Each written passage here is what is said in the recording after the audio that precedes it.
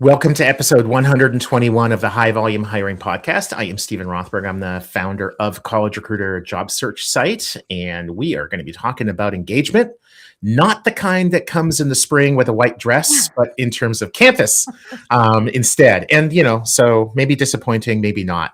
But Jeanette, good to see you. Good to see you too. Hi, everyone. Jeanette Leeds here, and I'm excited today because we have Parker Pell with us, not Peter Parker or any other iteration of that. He's the co-founder and chief evangelist of Abode. And I'm particularly excited to talk because we are diving into the world of campus recruiting. And I think, as many of you know, that's really where I started my career in the recruiting space. So welcome, Parker. Thrilled to have you. Thank you, Jeanette. I appreciate it. Yeah, I'm excited to be here. Thanks, Stephen, as well for the invitation as well. Yeah, love it. So why don't you, for those who might not know you or Abode, give us like the quick update on, who you guys are, what are you doing, and then we'll dive into Yeah.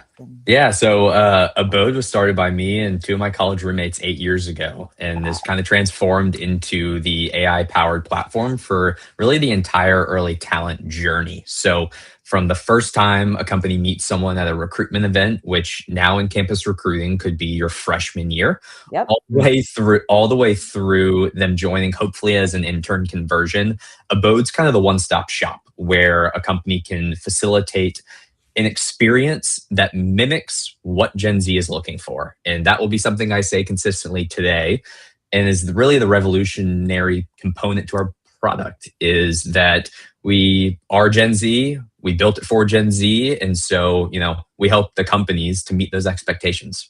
I love that. So I'm going to go with the first real question because you just set yourself up. Okay. So high level, and I know we're also looked at the whole report. Yep. What is Gen Z looking for?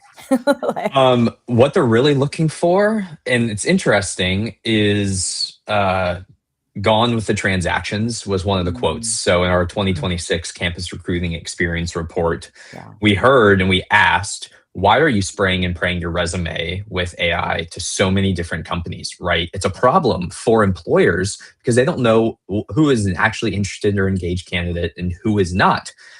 A resounding response was, well, it's a transaction when I meet someone at a fair and they just say, hey, scan this QR code and I'll send you a follow-up email. So why would I operate any differently, right? And so I think that, really what Gen Z is looking for is authenticity and to feel as if there is a tailored approach to sharing relevant information before you meet them at a recruiting event. Interesting. I'm going to put a pin in the authenticity part because I know we're going to come back to that. Yeah. One of the things that I saw in the report that I was like, okay, am I reading that number right? And there was something to the effect of 91% of students expect a response or some kind of meaningful communication from those employers within, I think it was several days of the recruiting event. And to me, if I'm a campus recruiter, like Jeanette was, I'm thinking to myself, yeah, good chance. How can I communicate that quickly with that many people and also authentically? So what say you, Parker? Yeah, I think the first thing for me, and it's what a lot of companies now are, a lot of companies are going back to target schools and in-person recruitment because I think gone are the days of just, virtual recruiting, in my opinion. What companies should be doing a lot more of is front loading the generic, here's why you should work at X company pitch before the event actually happens, right? So you're not just saying that traditional pitch of hey, we're Abode and here's why we're the best employer for interns. If you can share that information and your, viewpoint on why someone should want to apply and be interested in work at your company on the front end before that fair, then it translates the actual recruiting experience to be more of a conversation of answering questions about what the candidates already know about the roles that you're hiring for, the company culture, what their intern projects are going to look like, right? And I think that you can achieve speed by eliminating the boilerplate questions and pitches that your recruitment team members are told and trained to do. And if you can do that, then the conversations with the candidates that you're meeting at the fair actually turn into more tactical conversations, more Q&A. And then post-event, I think what teams really do a good job about is taking notes when they have conversations. I know it can be tough if you have 100 people in line at the SWE conference, right? To remember Jeanette from Stephen from Parker. But what you can do, what you should do is actually when you talk to someone, jot down a quick rating for yourself so that after the event, you can actually filter the ratings by a 0 through a 5, right? Personally thinking a 0 through a 5, that rating then allows you to provide kind of more speed to the higher rated candidates that you think are worth more of a conversation. So one practical tip, I think, that we're seeing a lot of success with. Yeah, and that helps to deal with the scale, right? There's just so much, to your point, coming in. So let's focus the time on, the higher priorities, if you will. One thing in your report, when I was reading through, was around, and this is a little bit of, I don't know, a tough, not a tough question, but like having been a campus recruiter, I feel like I can ask this, right? Is that, do you think campus recruiters really are equipped to explain what the job is that they're hiring for? And maybe they are for some, have we really set up, or have organizations really set up campus recruiters, to fail because they haven't been trained to explain to these students what the heck this job actually is? I think it's twofold. One is they are set up to fail in a lot of ways because businesses are ever changing, especially in this day and age. True. And if you think about an early talent team, they are typically not the priority one on their internal marketing teams to get updated content and information. So they're already at a disadvantage because the marketing team is driving initiatives that are generating revenue a lot more so than they are providing content for, a team, most commonly, right? Secondly, I would say is that teams really are, how do I phrase this? Teams are. It's okay. It's not like this is being recorded and published anywhere. It's just the three of us, and we can have an off the record conversation here. There has been a lot of unfortunate reduction in campus recruiting teams, which results in companies sending internal business unit employees to be a representative for a campus recruiter. Oh, I call those passionate alumni. Those passionate alumni, right? If they're not equipped and set up for success, that will then reflect bad on the recruiter, right? Because they're the ones who then have the conversation with the students.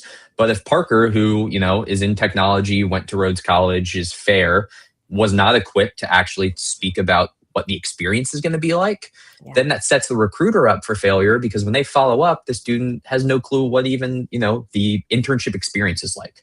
So I think it's two pieces: the reduction in workforce and campus recruitment turning into alumni, relying on alumni sets them up for failure. And then also, just the ever-changing landscape and lack of marketing support, most commonly for campus teams. So let's talk about post-event, post-interview, offer, acceptance. It's October 20th. And the student's looking out and it's like, okay, great, I've got a job. I can go into the senior slide as long as like I don't get arrested or whatever. I've probably got a job to come to. And then they hear nothing from you until May. I know when you and I first connected years ago, I think that was a big part of the problem that you were looking to solve. Yeah. I still see that problem. If every employer in the world was using Abode, or other systems like it, maybe we wouldn't. But help the audience understand what that gap looks like from the perspective of the student, and then what that does. From the perspective of the student, they sign an offer. It's probably their first ever career at a company, right? Yeah. Mostly for a junior, especially sophomores now, as sophomore internships are popping up more and more as companies try to compete for the best talent. They sign that offer. They're so excited. And then they go home. They go home for holiday after their midterm exams. And their mom or their dad asks them, hey, you know, what like, where are you living in Raleigh, North Carolina, where your internship is? Crickets. Yeah. I don't know. Have you met any other former interns that, you know, are from your school that might be going there? I don't know. Crickets. I'm hearing a lot of crickets. A lot of crickets, right? And so I think, you know, the gap that exists is companies thinking that their onboarding process that happens 90 days out is sufficient enough for someone that's Gen Z who signs an offer 8 to 18 months prior to their start date in some cases, especially for professional services, that just signing that offer is enough, right? What Gen Z really wants is actually to be able to view their career path, believe it or not, in the company. Mm-hmm. They don't want, you know, short bursts of something. They want stability. They want to know, Parker, you just signed your internship offer with Abode, and here's what your career path is going to look like. We're also going to connect you with a former Abode intern who just converted to a full-time employee, so that he or she can share what they did well, what they didn't, what they wish they would have known. And who doesn't want friends when you've signed your first ever internship offer? Yep. Companies throw students into a GroupMe or a LinkedIn group, and they cross their fingers and they think everyone's just going to start chatting with one another. Maybe that's for the three of us because we can, you know, we're just chatty Cathys. Yeah. But for a lot of students, you know, they don't feel that experience. They might be a little shy. They don't want to just throw themselves out there. And so facilitated engagement can go a lot further. And that facilitated engagement also translates to data that can help predict if someone is going to renege, so that you're not having to scramble and backfill someone for your engineering department's internship role that you convinced them to open up, right? So it's a trickle-down effect, right? But I think over communication of your career path and connection with fellow members that are going to be in your cohort are two keys and two easy things that a company can do. And I think that's such a good point, because I think about the instant gratification, right? Everyone's on their phones. You get like instantly information, things delivered, whatever it is. So again, waiting until it's like 90 days out till your start date to have any sort of connectivity is just crazy. What else, like along those lines? I mean, it's sort of like, okay, start doing this, but like, can you give our listeners a couple examples of like, what should TA teams, campus recruiting teams, like just stop doing, right? Like it's the opposite. Start, but like just stop because you're like really hurting yourself.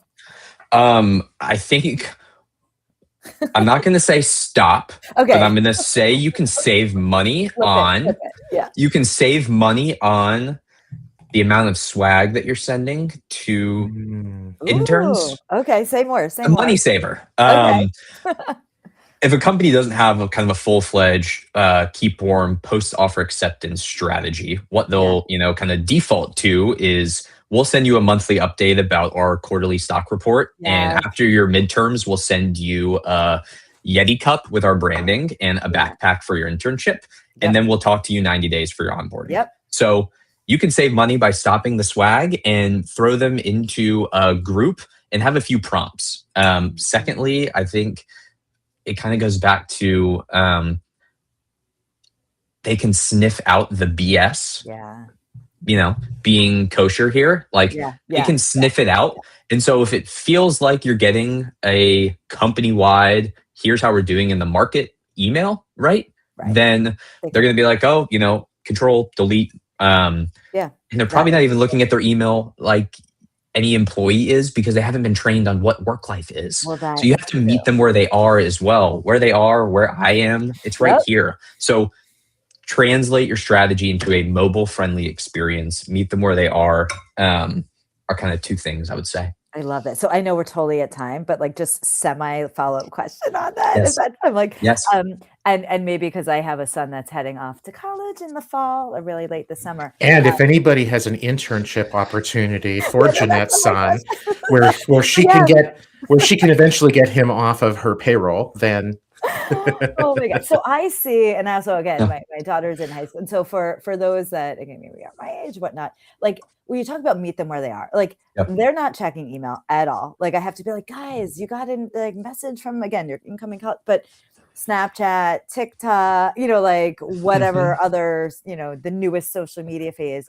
Are you seeing any organizations starting to go like really that way to engage on the post offer side? For companies that get the blessing from their legal teams to be able to be on specific social media platforms, they're the lucky ones, and they are driving to that. I would say for those that don't get that blessing but are putting forth the effort and the initiative, they're trying to get creative with how can they tailor the experience and the notification mechanism as a whole to ensure that what they're sharing is being engaged with. And the last piece I'll say to close us out is a Gen Zer opening and clicking a link in an email campaign does not quantify engagement. Yes, that is the quote of the month. We're just going with that. That is not engagement. Yes, facts. This was amazing. Thank you. I feel like we could talk for, hours longer. We could. If you haven't already, for those listening, download this report because it is full of so much good data, ideas, things to do, things not to do. Highly recommend it. So for those listening to the audio only, just Google 2026 Abode Campus Recruiting Experience Report. And you will get there. Those watching, you can see the QR code. You know what to do. Parker, awesome. Great to see you again. And likewise. Keep rocking it, baby. I appreciate it. Thank you, Stephen. Thank you, Jeanette. So great to speak with you. You too. Take care, everyone. Bye.